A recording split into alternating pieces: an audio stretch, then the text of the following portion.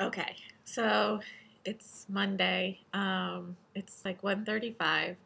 Today I took my 3-hour glucose tolerance test because my blood results from the 1-hour test came back kind of high. So my doctors wanted me to take the 3-hour test. So I felt I would share this. Um, so my appointment was at 8. I had to show up at the lab, and they do your blood draw.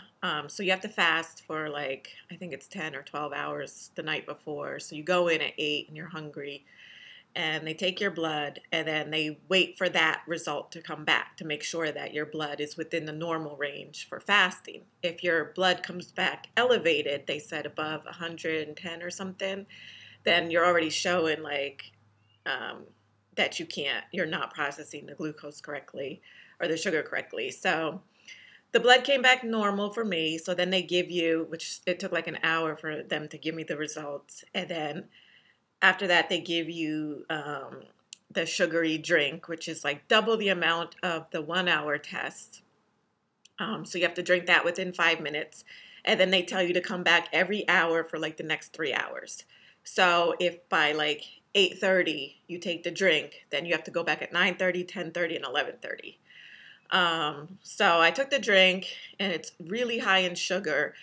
The one thing is it stopped me from feeling hungry because I was hungry when I got to the lab. The bad thing is it tasted twice as bad as the 1-hour liquid, and you have to drink it really fast. So I went back for my first blood draw after taking the sugar test, and basically I just had to sit and wait for the whole time. So every hour and an hour I was getting up. When I went back after a certain time, I asked them what the results were from the first sugar test, and the guy told me he said that for the first hour, your blood sugar needed to be below 164 or something, which mine was. So already I had pretty much passed, but they still required me to take the next two blood draws. Um, so I did that, and by 11:30, or it was actually noon, by the time I actually finished all the blood draw, it was noon when I finished. They told me it would take between 4 and 4.5 hours, which was pretty accurate. It took about 4 hours total time. Um, so after that, I got to leave the hospital. And then by that time, my hunger had returned with a vengeance. So, like, I was to the point where I was like needing something to eat. I bought a little pack of almonds with me, and I ate those. I had a bottle of water. I drank that. I got in my car to drive home, and as I was driving home, I started to get really lightheaded. So I ate like a Kellogg's breakfast bar, which luckily I had, just because I thought maybe I needed the sugar. And I hit traffic driving home, and it was just like torture. So my advice is eat before you get on the road to drive home. Eat at the hospital if you can. Because it took me 30 minutes to get home from the hospital. My hospital's in Maryland. I live in Virginia, so I have to drive out of state to get to the hospital. So it was like a 30-minute ride home, and it ended up being torture because I got really lightheaded when I was in the car, and like I got hot, and I just didn't feel really good. So on my way home, I stopped and got a sandwich at Subway, and I ate that as soon as I got home. And now I'm home. I feel a little bit better, but I still kind of feel like I've been starving all morning basically, so it's not really a good feeling.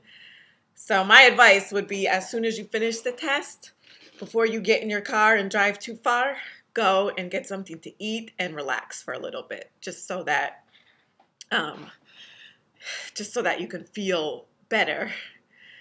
Um, but they said pretty much that since my first results had came back normal, that I don't have digestional diabetes. So it's just, the first time I took the test, I had taken it right after lunch. And apparently, if you take it right after you've eaten, your blood sugar level is probably already going to be higher. Then they give you the sugary drink. So then when you take the first, the blood draw, then your blood sugar is already elevated from eating. So then you drink more and it goes up, and then it doesn't come down quick enough for you to pass the test. So my recommendation for the 1-hour test is take it first thing in the morning and fast for the 1-hour test. Even though they tell you you could take it whenever, they tell you you don't have to fast.